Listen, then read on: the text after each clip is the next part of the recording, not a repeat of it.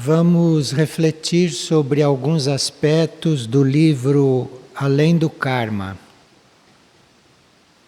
Nós precisamos passar por alguns estágios antes de transcendermos essa condição humana dentro da lei do karma material. Para nós nos aproximarmos da aura desses seres excelsos, desta hierarquia planetária da qual vocês ouviram falar, nós passamos por alguns estágios. Primeiro, passamos por aquele estágio que a Bíblia chama de olho por olho e dente por dente. Isto é, a lei da retribuição. Aquilo que fazemos, recebemos. E isto é um estágio longo, prolongado, é o estágio da humanidade em geral. Portanto, a humanidade em geral, dentro desse estágio do olho por olho e dente por dente, fica aí envolvida com esse processo da causa e do efeito, isto é, receber o efeito de tudo aquilo que causa. Mas depois entra-se num outro estágio, que não é mais esse da causa e do efeito material.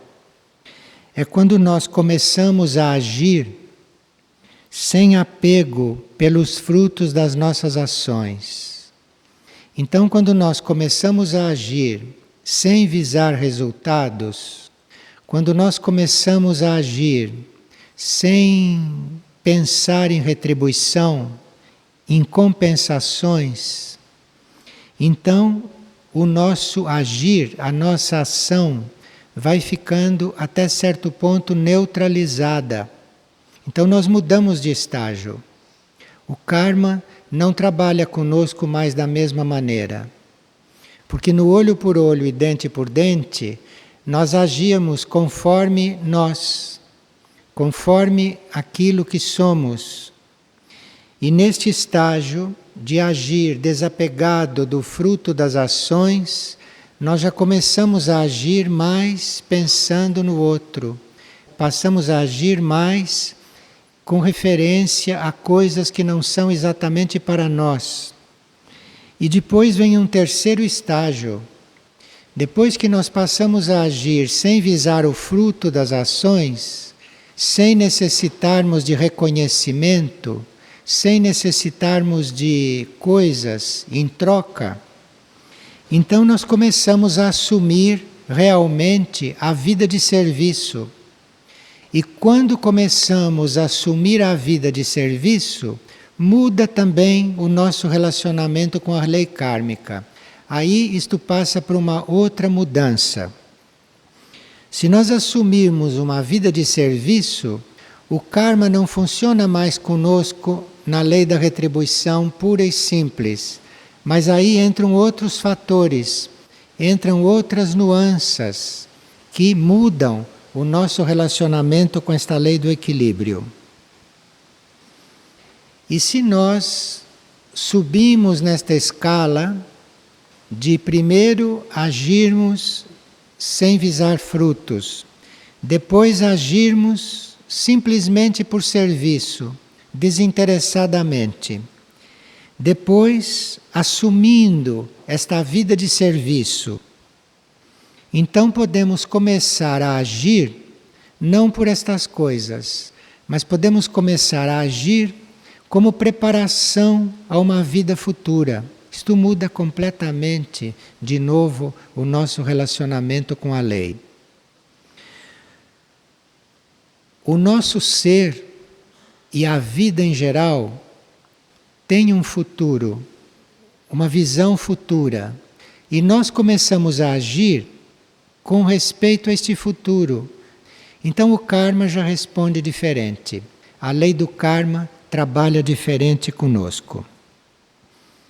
E depois nós temos ainda um outro estágio para estarmos diferente dentro desta lei, que é o agir pela glória de Deus.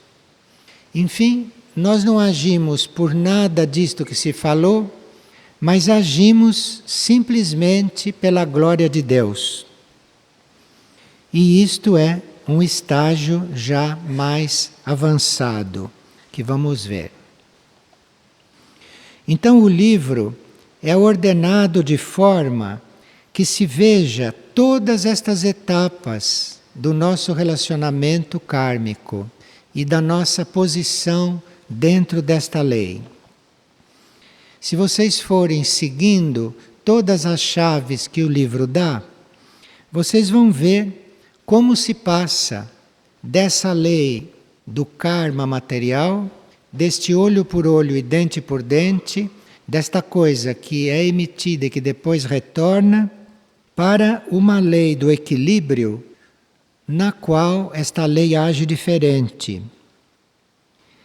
E para chegarmos a esses aspectos mais puros da lei do equilíbrio, que não são dar e receber, para nós chegarmos num aspecto mais puro, mais elevado desta lei, nós teríamos então que ir polarizando a nossa consciência em níveis mais elevados. Isto é, enquanto a nossa consciência está polarizada no mental, no emocional e no etérico físico, nós estamos sob a lei do karma de causa e efeito. Aquilo que nós emitimos, recebemos como retribuição. Se a nossa polarização muda para o nível da alma ou para o nível do corpo de luz, que é o nosso núcleo no plano espiritual, então nós já entramos na lei evolutiva superior. Nós polarizados na alma, não obrigatoriamente vamos receber o que plantamos, não obrigatoriamente vamos colher o que plantamos, mas vamos fazer da nossa vida uma trajetória ascendente, sem interrupções, sem aguardarmos retorno de nada. Polarizados na alma ou polarizados no corpo de luz, então nós estamos na lei evolutiva superior, que é irmos sempre para a frente e sempre para o alto, sem interrupções. Agora, se nós estamos já polarizados acima da alma, se a nossa intenção, a nossa polarização, a nossa busca já é uma busca superior, se nós já estamos buscando a mônada, o espírito, ou o regente, esta força que une todas as nossas 7 mônadas, então nós entramos nos aspectos mais puros desta lei do equilíbrio. Então já não tem mais nada a ver com isto que se descreveu. Porque aí, se nós estamos polarizados no espírito, ou se estamos polarizados no regente, nós estamos diante de uma inteligência onipresente, que não é mais a nossa vida, que não é mais o nosso âmbito, mas é chamado de aspecto mais puro, porque nós começamos a estar coligados com esta onipresença, com esta inteligência única que tudo conduz. Então, o nosso relacionamento com esta lei do equilíbrio não é mais kármico material e nem é mais só esta trajetória ascendente nossa, mas é um relacionamento com esta consciência, com esta inteligência onipresente. Então nós vamos vivendo dentro da lei do equilíbrio a vida desta consciência. Então é outra coisa, é outra vida, é outro nível. Então existe um caminho muito bem definido. Desde os tempos em que o nosso karma era como a gente atirasse uma pedra na água e aquilo iria formando ondas, iria formando causas, e depois aquilo volta tudo para nós, desde esta etapa em que nós atirávamos pedra na água, com cada uma das nossas ações, e tudo aquilo retornava para nós, nós passamos a não atirar mais pedras na água, porque as ações não são mais nossas. Não somos mais nós que estamos agindo, mas nós, identificados com esta consciência única, seguimos os movimentos desta consciência. Então não há mais retorno kármico neste sentido.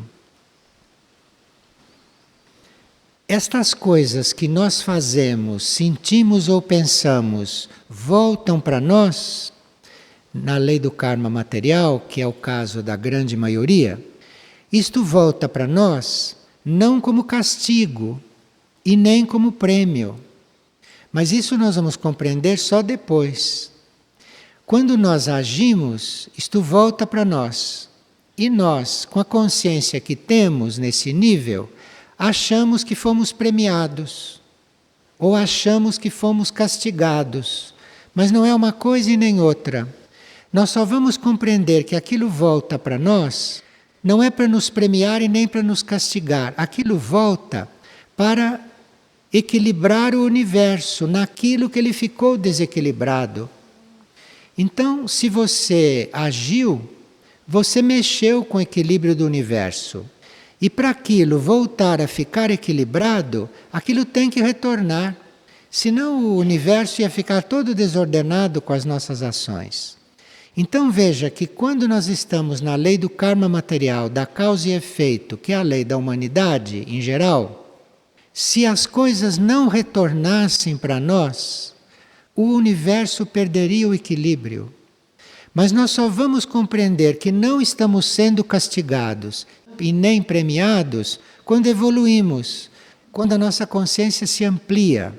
E aí nós já estamos em condições de não termos mais este movimento de vai e volta, porque já estamos fazendo coisas mais equilibradas, isto é, já estamos numa trajetória ascendente e começando a viver em função e no ritmo desta consciência superior que é onipresente. Nem todos os fatos nesta lei do karma quase geral, nem todos os fatos são retorno. Às vezes, eles são retorno para o equilíbrio do universo. Mas às vezes, nós estamos neste jogo para sermos um objeto de serviço. Então a coisa retorna para nós sermos trabalhados e para trabalharmos em nós o equilíbrio geral. Então nem sempre as coisas estão retornando para nós porque nós estamos na lei do karma material. Às vezes elas estão retornando porque nós estamos a serviço. Então as coisas voltam para nós, agem sobre nós, para que nós comecemos a trabalhar toda a espécie humana, para que nós comecemos a assumir o desequilíbrio de toda a espécie humana. Então, as coisas voltam para nós porque nós escolhemos isto como um serviço. Então existe este retorno kármico, que é da humanidade em geral, que volta para ela tudo o que ela fez, de um jeito ou de outro. Depois nós estamos nesta lei do serviço, depois nós estamos passando por estas coisas, recebendo de volta o que voltaria para a humanidade, para ajudar a transmutar tudo isto que acontece, como depois nós vamos entrando nas fases superiores desta lei, até que comecemos a servir e que comecemos a estar nesta lei pela glória de Deus, isto é, as coisas acontecem para nós pela glória de Deus. E nós temos um exemplo de karma material pela glória de Deus, que o livro cita, que é o exemplo daquela criança que nasceu cega. Nem porque ela deu motivo para isto, e nem porque os seus pais deram motivos para isto. Ela nasceu cega pela glória de Deus. E o que é este acontecimento de fazer as coisas pela glória de Deus? É você fazer uma coisa que vai dar um resultado, trazer para cá um impulso suprafísico. Então você nasceu cego pela glória de Deus e pode vir um impulso suprafísico que você deixe de ser cego. E quando aquele impulso vem para dentro da matéria, ele transforma radicalmente a matéria. Então você nasce cego, sem dever nada e sem ninguém dever nada, que é para você atrair este impulso. Só quem nasce cego por nada dever, por nenhum débito ter, é que pode atrair este impulso de deixar de ser cego. E quando ele deixa de ser cego, pela glória de Deus, por este impulso superior, aconteceu uma coisa fora do normal nas leis da matéria. Então este que era cego deixou de ser cego e com isto ele contribuiu para que as coisas mudassem dentro da matéria. Percebe isto? Então o nosso relacionamento com esta lei vai ficando cada vez mais amplo. E a provação que nós vivemos é no sentido de nós atrairmos soluções para esta provação, de nós atrairmos mudanças completamente fora da lei material, dentro desta provação. E nós só podemos atrair isto, só podemos ser um instrumento para que esta provação seja pela glória de Deus e não para a nossa purgação, mas seja para introduzir alguma coisa nova, alguma coisa fora da lei material nesta matéria. É por isso, então, que nós aqui estamos trabalhando pela glória de Deus. Então, a sujeição nossa à lei do karma, esta nossa posição subalterna diante da lei do karma material, isto é temporário. É enquanto nós não mudamos de nível de consciência, enquanto não estamos polarizados num núcleo superior, num núcleo que está além deste karma. Então, enquanto o ser está no karma humano, ele tenta, às cegas, construir a sua existência terrena. Ele tenta estar na lei do karma material, conseguindo coisas para ele, conseguindo melhorias para ele, melhores estados de consciência para ele. Então isto é um nível kármico que nós vamos recebendo um certo tipo de ensinamento. Nós vamos recebendo o ensinamento de que colhemos o que plantamos. Mas depois esse caráter compulsório de você colher o que planta, isto muda e você começa então a colher aquilo que você não plantou. Mas você começa a colher aquilo que vai modificar o karma do mundo, que vai ajudar o mundo a ser mais livre desta lei e que vai ajudar todos aqueles que querem subir em consciência tenham mais esta possibilidade. Então aí começamos a seguir já um movimento diferente. A nossa evolução, por exemplo, não fica um pouco estagnada porque nós temos que esperar um retorno kármico. Nós temos que esperar uma conjuntura para que uma coisa possa acontecer conosco. Mas aqui nós já estamos num outro estágio e estamos entrando nesta lei que é uma ascensão permanente, mas aí nós não temos que estar apegados a nenhuma coisa nossa. Não temos que estar apegados, por exemplo, àquilo que nós sentimos enquanto vivemos. Enquanto vivemos certas situações, se nós sentimos aquelas situações, se nós entramos em conflito com aquelas situações, se nós padecemos com uma situação, se nós padecemos moralmente, nós ficamos presos ao retorno que aquela situação vai nos trazer. Nós não estamos livres, não estamos liberados. E enquanto estamos neste conflito, não estamos subindo, não estamos ascendendo. Temos que primeiro parar com este conflito para darmos um passo. Então aqui nós já estamos compreendendo certas coisas e, portanto, nos liberando de outras. E chegamos num ponto e num momento em que a consciência planetária, em que a consciência do planeta começa a engendrar situações, começa a engendrar estados planetários para o desenvolvimento do planeta. E é aí que nós entramos, quando já não estamos mais preocupados com aquilo que sentimos, com aquilo que pensamos, com aquilo que sofremos, por aquilo que estamos vivendo. Enquanto nós estivermos sofrendo, recebendo conflitos por aquilo que estamos vivendo, nós somos incapazes de entrar nesta vivência planetária. Porque se nós sofremos, se nós padecemos por coisas que nós mesmos criamos, como vamos entrar no karma planetário? Como vamos colaborar com o karma planetário?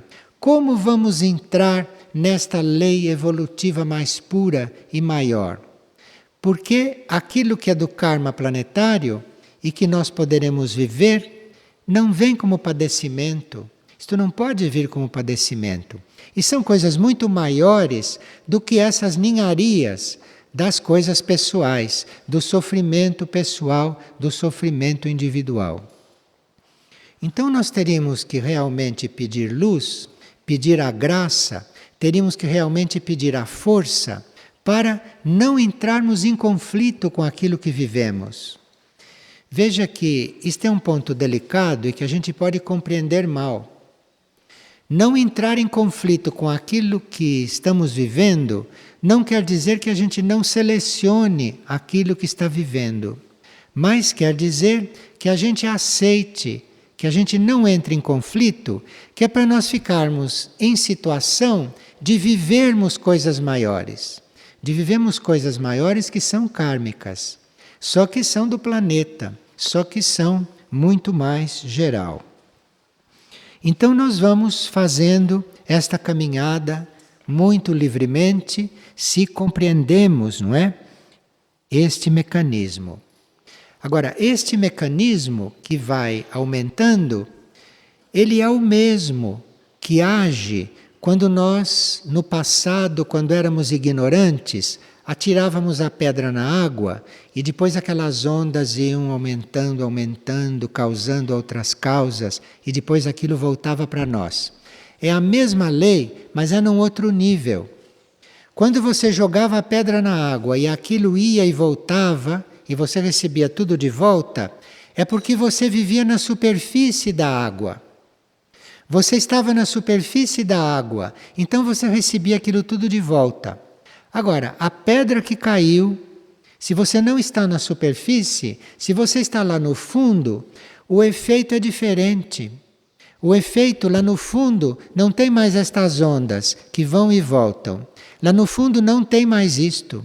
Lá no fundo tem um relacionamento do impulso que esta pedra dá na água, mas com toda a água, com todo o volume de água. Então isto aqui é muito diferente. E com tudo aquilo que está governando aquela água, com tudo aquilo que está agindo dentro daquela água, e que não somos nós, são outras leis. Então, nós estamos ou na superfície desta água simbólica, então estamos recebendo de volta tudo aquilo que fazemos, ou estamos no fundo desta água, e ali nós estamos num outro movimento. Ali nós estamos participando de uma outra ação, que é uma ação da água toda, que nós estamos ali unidos e fazendo o mesmo trabalho.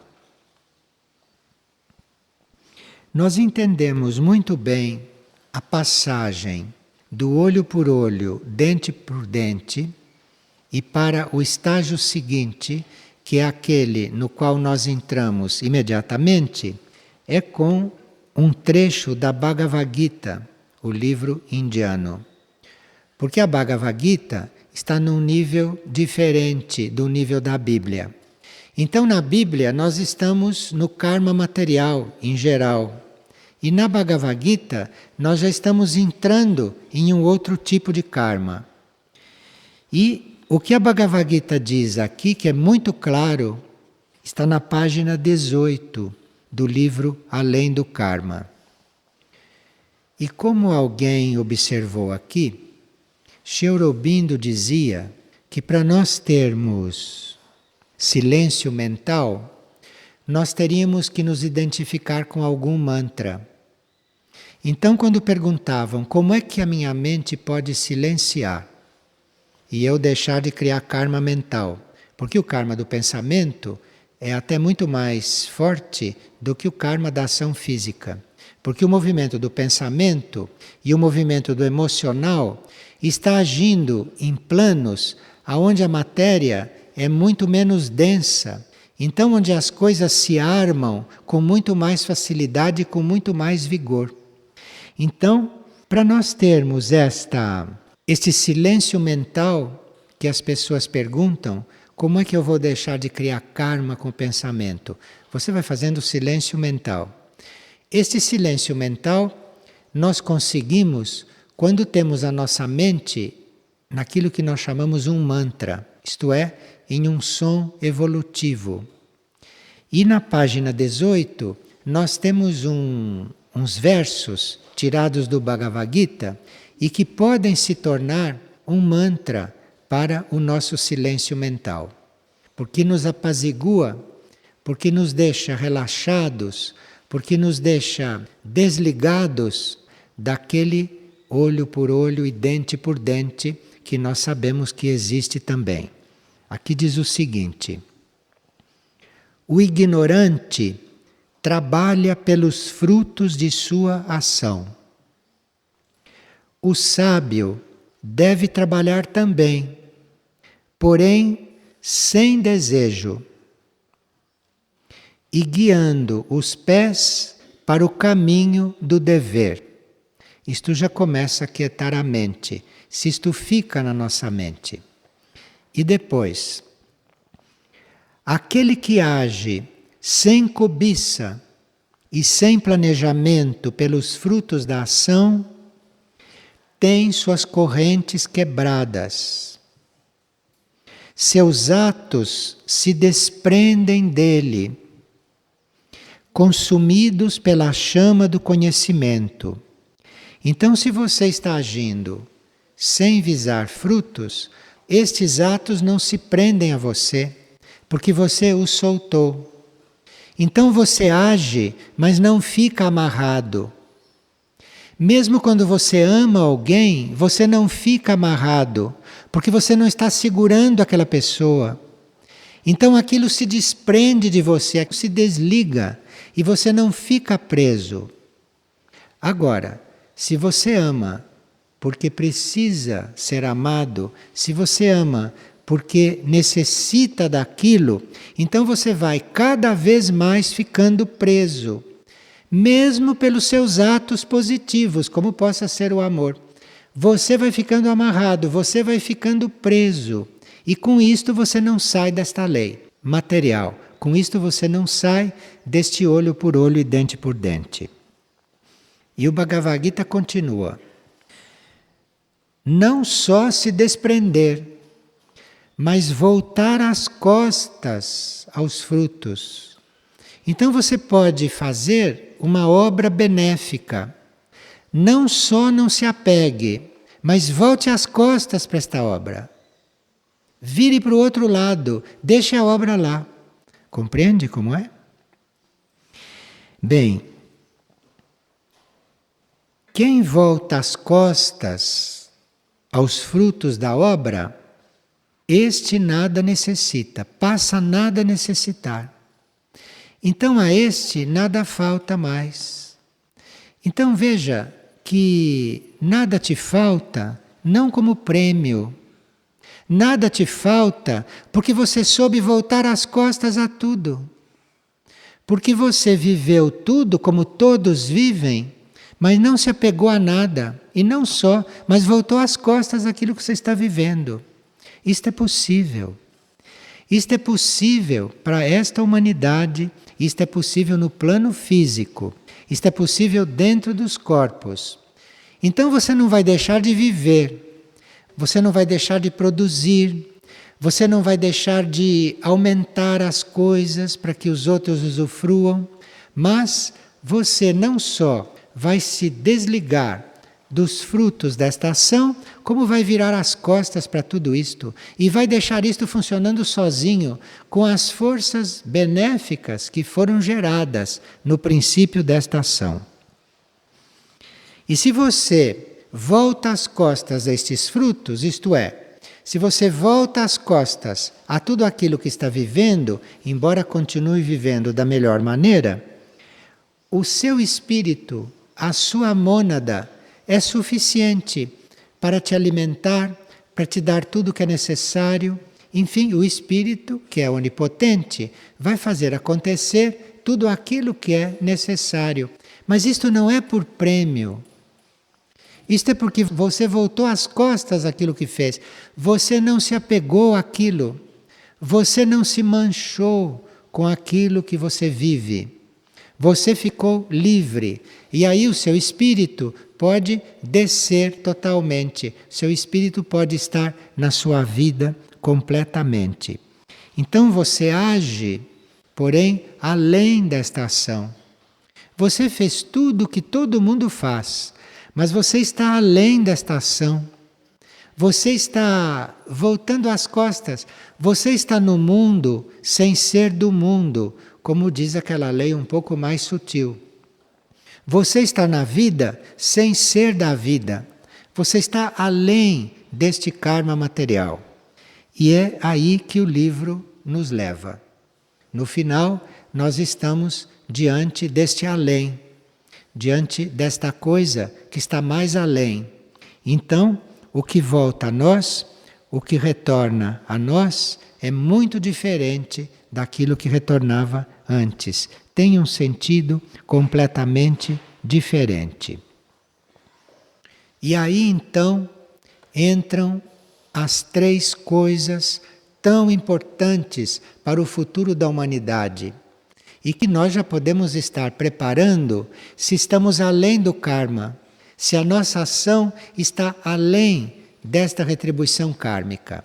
A primeira coisa do futuro, que é muito importante, básica, fundamental, para nós sairmos desta lei do nascimento e da morte, que é uma lei que atrasa o espírito quando ele já pode transcender esta lei, é a transmutação monádica. Então, se você já está além do karma, você pode estar na lei da transmutação monádica, porque você entra em um corpo ou sai de um corpo segundo a necessidade do seu serviço, segundo aquilo que o seu serviço está pedindo. Mas você não entra num corpo e não sai de um corpo karmicamente. Você transmuta para dentro do corpo ou transmuta para fora do corpo segundo a necessidade de você servir. Então, se você vem fazer um serviço por poucos meses, você passa poucos meses em um corpo transmutado. Terminou aquele serviço, você sai daquele corpo. Percebe a diferença? Percebe a vida mais livre? A vida que vai sempre em ascendência. Porque enquanto você ficou naquele corpo, depois de feito o serviço, e você não pode transmutar para fora daquele corpo, a sua evolução está ao sabor do que acontece com aquele corpo. A sua evolução está misturada com as leis que regem aquele corpo, com tudo aquilo que regem as células daquele corpo. Então a transmutação monádica, você sair e entrar de um corpo sem nascimento e sem morte física, isto pode acontecer quando você está além deste karma onde todo mundo está. Quando você está já naquelas etapas posteriores a esta lei de causa e efeito. E a outra coisa que começa a acontecer é que o novo código genético pode atuar. Porque o novo código genético não é animal. O novo código genético é estelar. E este novo código genético pode desenvolver os seus novos centros, os centros do consciente direito, com todo o desenvolvimento que ele pode produzir, é se você está de costas para tudo isto que é a parte material, para tudo isto que é o retorno das coisas, para tudo isto que são as coisas humanas, enfim, quando você está além de todos esses movimentos. E o consciente direito, que só pode ter o seu desenvolvimento máximo além deste karma, além destas leis. Isto é, você estar já vivendo, você já está convivendo, unido a essa inteligência onipresente, a essa inteligência superior, que não é mais você. É você se sentindo, se encontrando unido a isto. Mas, como vimos, enquanto existe apego ao que você está sentindo, enquanto existe apego às suas ideias e preconceitos, enquanto existe apego àquilo que o corpo está vivendo ou que os corpos estão vivendo e que devem viver mesmo, enquanto existe apego a isto, enquanto existe identificação com isto, enquanto você não entrega isto como se todas essas coisas estivessem sendo vividas por um outro, você não tem ingresso nesses outros níveis da lei. E fica ao sabor desta causa e efeito. Fica aqui ao sabor disto que você produziu e que você deve receber como retorno. O livro Além do Karma, para nos ajudar nesse esclarecimento, cita o exemplo da aranha que tece a teia. Se fosse um de nós tecendo aquela teia, daqui a pouco nós já estaríamos enrolados naqueles fios. Já não poderíamos mais levantar o pé dali. E como é que a aranha tece aquela teia e não fica na teia? Como é que esta aranha age e ela continua se movendo? Nós temos que ser como aquela aranha, dentro desta lei do perfeito equilíbrio. Mas nós estamos nos envolvendo com aqueles fios enquanto estamos no apego, no ego, no envolvimento com o karma material. Depois nós vamos tecendo a teia segundo um modelo, segundo um desenho, segundo uma vibração que é o desenho do universo. Tecemos a teia, por maior que seja, por mais forte que seja, por mais perfeita que seja, mas seremos sempre aquela aranha que está aí livre da teia que está tecendo, desobrigada, desobstruída de tudo aquilo que ela mesma está sendo um instrumento para que seja armado. Mas aquela aranha não só não está pegada, mas ela não está identificada com aquilo e ela está agindo dentro de uma energia que está no universo, que está construindo tudo e que constrói também aquela teia. Agora, para que aquela teia vai servir? Isto, a aranha pode pensar que é para caçar insetos, mas será que é para isto? Então o livro nos coloca muitas interrogações, muitas perguntas. E assim, de pergunta em pergunta, a gente vai chegando em um outro nível de consciência, vai chegando em um outro nível de compreensão.